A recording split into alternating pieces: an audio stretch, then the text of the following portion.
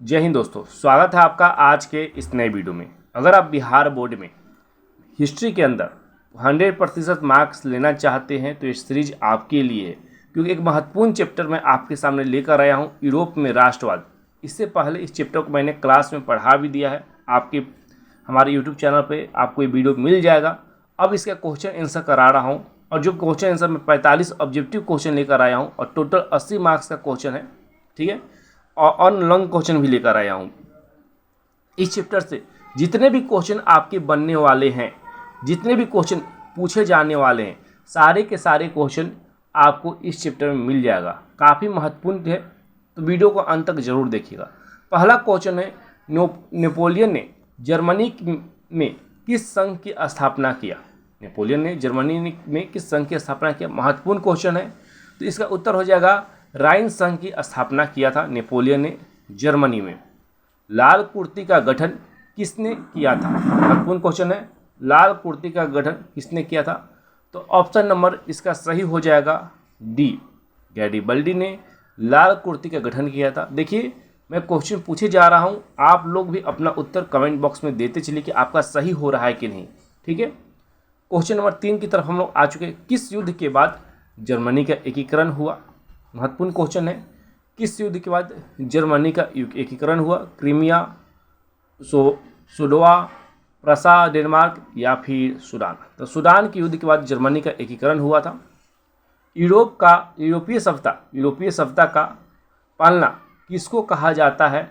आपको बताना है। तो इसका सही उत्तर हो जाएगा यूनान को कहा जाता है। यूरोपीय सभ्यता का पालना यूनान को कहा जाता है।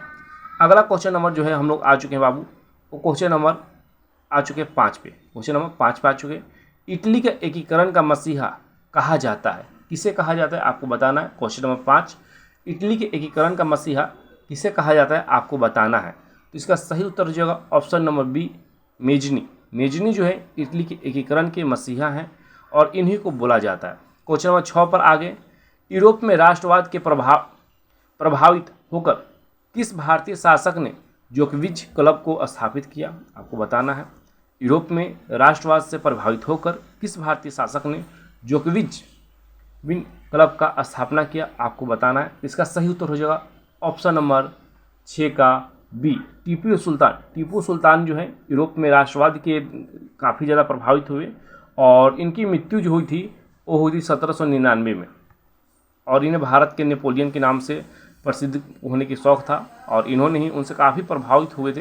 हालांकि इनकी प्रभावशीलता के बारे में आप जब आएंगे इंटर में और आर्ट्स लेंगे तो वहाँ पर आपको और अच्छे तरीके से इनके बारे में पढ़ने को मिलेगा, ठीक है। क्वेश्चन नंबर 7 की तरफ हम लोग बढ़ चुके हैं बाबू। क्वेश्चन नंबर 7 क्या पूछा है? फ्रांस के क्रांति के प्रमुख कारण क्या थे? तो फ्रांस के क्रांति के प्रमुख कारण थे निरंकुश शासक। निरंकुश शासन जो है फ्रांस के क्रांति के प्रमुख कारण बने। मेजनी का संबंध किस संघ से था आपको बताना है। बहुत महत्वपूर्ण क्वेश्चन है, तो इसका सही उत्तर हो जाएगा ऑप्शन नंबर बी। उसके बाद है 9वां नंबर क्वेश्चन, फ्रांस में किस शासक वंश की स्थापना वियना संधि के बाद या फिर वियना संधि के द्वारा किया गया? देखिए, फ्रांस में वियना संधि जब होती है, ऑस्ट्रिया के चांसलर जो थे उनके कर्मों के पश्चात बुर्बो वंश की स्थापना फिर से किया जाता है। क्वेश्चन नंबर 10 में हम लोग आ चुके हैं। किसने अपनी कूटनीति के बल पर इटली के सभ्यता को संपूर्ण यूरोप की सभ्यता बना दिया? महत्वपूर्ण क्वेश्चन है, किसने अपनी कूटनीति के बल पर इटली की सभ्यता को पूरे यूरोप की सभ्यता बना दिया? तो उत्तर नंबर हो जाएगा ए जो होगा काबुल, इसने किया था। 11 नंबर क्वेश्चन पर हम लोग आ चुके। विलियम प्रथम कहाँ का शासक था? महत्वपूर्ण क्वेश्चन ये भी है, विलियम प्रथम कहाँ का शासक था? उत्तर हो जाएगा प्रसा। प्रसा एक देश हुआ करता था एक ज़माने में, और विलियम प्रथम जो थे यही के शासक थे, ठीक है, यही के शासक थे। अगला क्वेश्चन है, जलवे राइन की स्थापना किस राज्य में हुई? बहुत महत्वपूर्ण क्वेश्चन है। क्वेश्चन नंबर 12 पे हम लोग आ चुके हैं, तो उसका भी उत्तर हो जाएगा प्रसा ही होगा। हंगरी की भाषा क्या थी? आपको बताना है। हंगरी देश जो है उसकी भाषा क्या थी बताना है। क्वेश्चन नंबर बी जो होगा आंसर नंबर बी जो होगा इसका सही उत्तर हो जाएगा। यंग इटली की स्थापना किसने किया था आपको बताना है। यंग इटली की स्थापना किसने किया आपको बताना है। मेजनी ने किया था आपको बताना है। बिस्मार्क क्या है? क्या था? बिस्मार्क क्या था?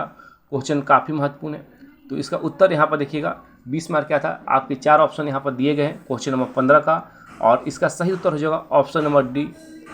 ऑप्शन नंबर डी जो होगा बिल्कुल सही उत्तर हो जाएगा। ठीक है, क्वेश्चन हम आगे चलते हैं, आगे देखते हैं। चर्चित आंदोलन क्या था? आपको बताना है। तो इसका सही हो जाएगा, इंग्लैंड के अंदर यह आंदोलन हुआ था। क्वेश्चन नंबर 17 पे आ गए। सन 1870 में फ्रांस और प्रसा के बीच युद्ध हुआ था। बिल्कुल सही बात है। कौन सा युद्ध हुआ था? आपको बताना है। क्वेश्चन नंबर 17 में हम लोग हैं, तो इसका सही हो जाएगा सूडान का युद्ध जो हुआ था। नेपोलियन संहिता किस वर्ष लागू हुई? महत्वपूर्ण क्वेश्चन है, बारंबार क्वेश्चन पूछा जाता है, VVI से कर देते हैं हम लोग। ठीक है, तो इसका सही उत्तर हो जाएगा बाबू 18 नंबर क्वेश्चन का। इसका सही उत्तर होगा ऑप्शन नंबर डी 1804। ठीक है, आइए 19 नंबर क्वेश्चन में आ गए हैं। वियना सम्मेलन या फिर कांग्रेस के अध्यक्ष कौन थे? आपको बताना है, और इसका सही उत्तर हो जाएगा ऑप्शन नंबर 19 में है ना, क्वेश्चन नंबर 19 में हम लोग हैं, तो इसका सही उत्तर हो जाएगा option number D. Option number D जो है इसका सही उत्तर होगा। थोड़ा सा नीचे कर लेता हूँ। चलिए 20 से स्टार्ट करते हैं फिर से हम। मेटरनिक कौन था? बहुत महत्वपूर्ण क्वेश्चन है। मेटरनिक कौन था? सही उत्तर हो जाएगा ऑप्शन नंबर ए, ऑस्ट्रेलिया का चांसलर। 21 नंबर क्वेश्चन में आ गए। यूरोप का मरीज किसे कहा जाता है? तो इसका सही उत्तर हो जाएगा 21 का उत्तर जो होगा, 21 नंबर क्वेश्चन का उत्तर नंबर ए जो होगा तुर्की। आजकल इसका नाम हो गया तुर्की। यंग यूरोप की स्थापना किसने किया? जिसने यंग इटली की स्थापना किया था उसी ने यंग यूरोप की भी स्थापना किया होगा। क्वेश्चन नंबर 22 में हम लोग आ चुके हैं, इसका उत्तर हो जाएगा ऑप्शन नंबर ए। उसके बाद क्वेश्चन नंबर 23 है, जहाँ सूडान का युद्ध किसके किसके बीच में हुआ? बहुत महत्वपूर्ण क्वेश्चन है। क्वेश्चन नंबर 23, सूडान का युद्ध किसके किसके बीच में हुआ? और उसका उत्तर हो जाएगा सी, फ्रांस और प्रसा के बीच। ऑप्शन नंबर सी जो होगा सही उत्तर होगा। ऑप्शन नंबर 24 में हम लोग पहुँच गए। किसने कहा था फ्रांस जब छीनता है तो बाकी यूरोप सर्दी जुकाम हो जाता है? सॉरी, किसने कहा था? छीनता नहीं, छींकता है। फ्रांस जब छींकता है तो बाकी यूरोप को सर्दी और जुकाम हो जाता है। ये बात किसने कहा था? ऑप्शन नंबर 24 है, और ये बात ऑप्शन नंबर सी जो रहे क्वेश्चन नंबर 24 का मेटरनिक ने कहा था कि फ्रांस जब छींकता है तो पूरे यूरोप को सर्दी और जुकाम लग जाती है। ठीक है, क्वेश्चन 25 पर हम लोग आ चुके। बिस्मार्क जो है किस विचारधारा से प्रभावित था? महत्वपूर्ण क्वेश्चन है, और इसका सही उत्तर हो जाएगा क्वेश्चन नंबर 25 का ऑप्शन नंबर बी जो होगा बिल्कुल सही होगा। हिगेल के जो है, क्रिसगेल के दूर के भाई हिगेल से विचारधारा से वो प्रभावित थे। नेपोलियन कोड में कुल कितने कोड थे? आपको बताना है। तो देखिए नेपोलियन कोड में इसके सही उत्तर इसमें नहीं दिया गया है। ठीक है ना, आपको लगता होगा कि सर इसमें उत्तर तो कहीं गलत है, तो ऑप्शन में अगर नॉन ऑफ दीज होता तो हम मार देते, लेकिन यहाँ पर सबसे नज़दीकी खोजना है। ठीक है ना, सबसे नज़दीकी हमारे यहाँ पास दिखाई दे रहा है तो हम ये मार दे रहे हैं। ठीक है, क्योंकि उत्तर इसका गलत दिया हुआ है। क्वेश्चन नंबर 27 की तरफ हम लोग आ चुके हैं। जर्मनी एवं इटली के एकीकरण के जो विरुद्ध निम्न क्या कौन कौन थे? आपको बताना है। क्वेश्चन नंबर 27 में हम लोग हैं, इसका उत्तर हो जाएगा ऑस्ट्रिया। क्वेश्चन नंबर 28 जो है, यूरोप वासियों के लिए किस देश की संहिता एवं विज्ञान प्रेरणा का स्रोत है? आपको बताना है। क्वेश्चन नंबर 28 में हम लोग हैं, इसका उत्तर हो जाएगा यूनान। काबूल कौन थे? आपको बताना है। क्वेश्चन नंबर 29 में है, तो काबूल इटली के प्रधानमंत्री थे। क्वेश्चन नंबर 30 में जर्मनी का एकीकरण कब हुआ? तो जर्मनी का एकीकरण question number 30 option number C 1871 में हुआ। एक्ट ऑफ यूनियन किस वर्ष पारित हुई? एक्ट ऑफ यूनियन किस वर्ष पारित हुई? क्वेश्चन काफ़ी महत्वपूर्ण है। इसका उत्तर जो होगा अगले पेज पर आपको मिलेगा। तो अगले पेज पर हम लोग चलते हैं, थोड़ा सा जूम आउट कर लेते हैं ताकि हमें बनाने में आसानी हो, बनाने या अर्थात पढ़ने में आसानी हो।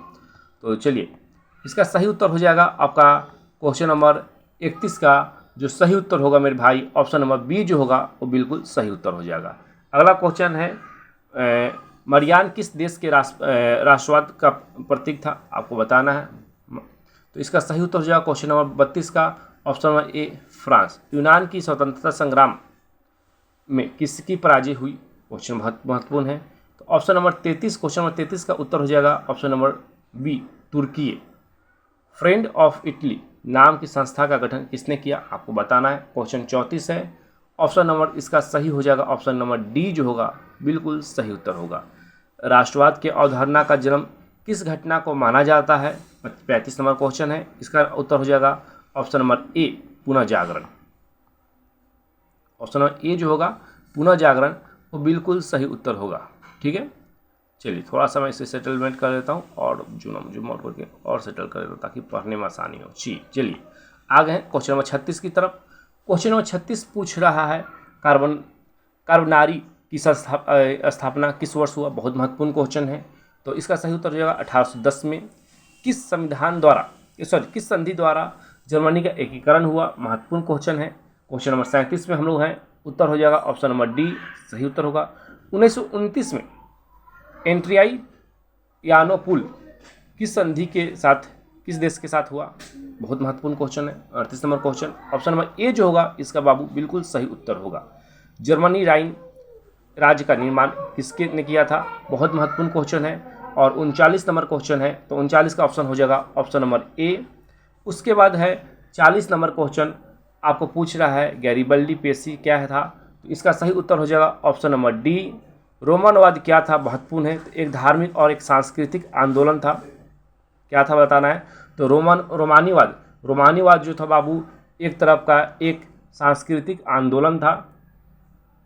ठीक है, क्वेश्चन नंबर हम लोग आ चुके हैं। ऐसी बात करते करते में 42 पर आ चुके हैं।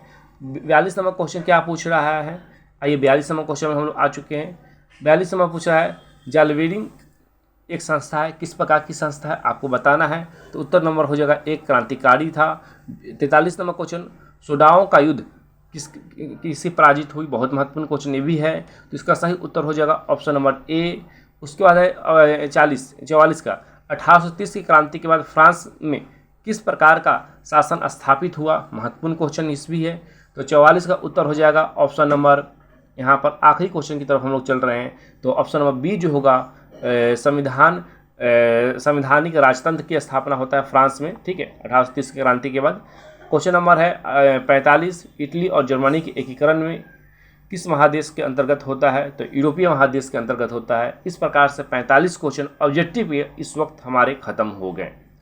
अब हमारे पास कुछ लॉन्ग क्वेश्चन है जो HW आपको होमवर्क हम दे देते हैं। HW और जो भी छात्र ये होमवर्क बनाकर ये 10 क्वेश्चन बनाकर इस नंबर पे 84 34 28 95 27 यहाँ पर हमें भेजेगा लिखकर, उसको PDF मिलेगी पूरी स्टडी मटेरियल फ्री में, क्योंकि पढ़ेगा उसी को तो मिलेगा, बिल्कुल फ्री मिलेगा। तो इस नंबर आप हमें भेजिए।